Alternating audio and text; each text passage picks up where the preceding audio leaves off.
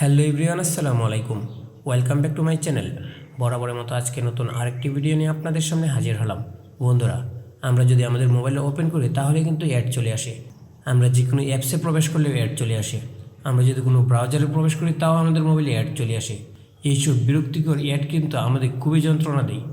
আমরা চাই যাতে আমাদের মোবাইলে এইসব বিরক্তিকর অ্যাড না আসে, কিন্তু আমরা না চাইলেও কিন্তু এইসব অ্যাড আমাদের মোবাইলে চলে আসে এবং বাধ্য হয়ে আমাদের এইসব অ্যাড দেখতে হয়। কিন্তু আপনি যদি আপনার মোবাইলে একটি সেটিংস করে রাখেন তাহলে কিন্তু এইসব বিরক্তিকর অ্যাডস আপনার মোবাইলে আসবে না এবং আপনি রিল্যাক্সে মোবাইল ব্যবহার করতে পারবেন।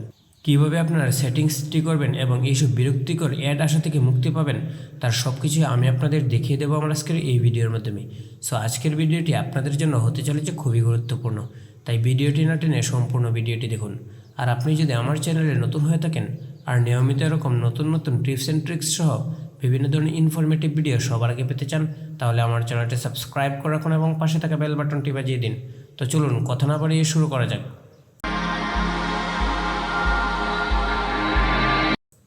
বিরক্তিকর অ্যাড আসা বন্ধ করতে আপনি প্রথমেই চলে যাবেন আপনার মোবাইল থেকে গুগল ক্রোমে।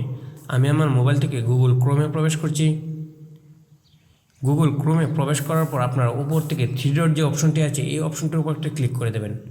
দেন আপনারা এরকম অনেকগুলো অপশন দেখতে পাবেন। এখান থেকে নিচের দিকে আপনারা সেটিংস নামে একটি অপশন দেখতে পাবেন। আপনারা এখান থেকে সেটিংস অপশনটির উপর একটা ক্লিক করে দেবেন। দেন আপনাদের সামনে এরকম একটি ইন্টারফেস শো করবে।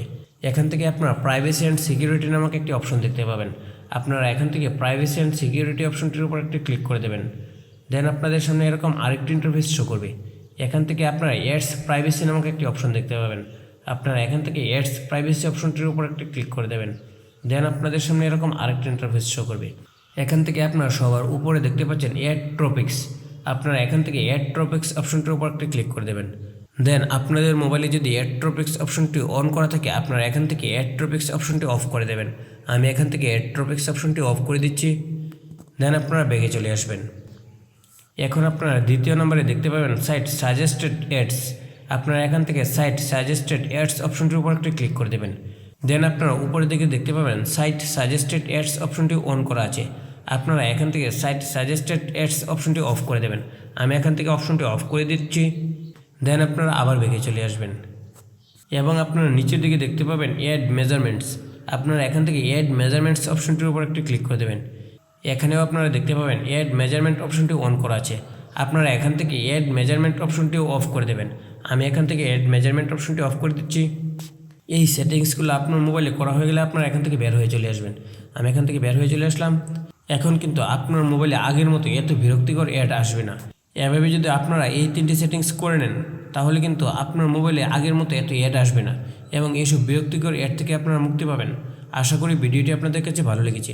ভিডিওটি যদি আপনাদের কাছে ভালো লেগে থাকে তাহলে ভিডিওটিতে একটি লাইক করুন এবং কমেন্ট করুন। আর নিয়মিত এরকম নতুন নতুন টিপস অ্যান্ড ট্রিক্স সহ বিভিন্ন ধরনের ইনফরমেটিভ ভিডিও সবার আগে পেতে আমার চ্যানেলটি সাবস্ক্রাইব করে রাখুন এবং পাশে থাকা বেল বাটনটি বাজিয়ে দিন। সবাইকে অসংখ্য ধন্যবাদ।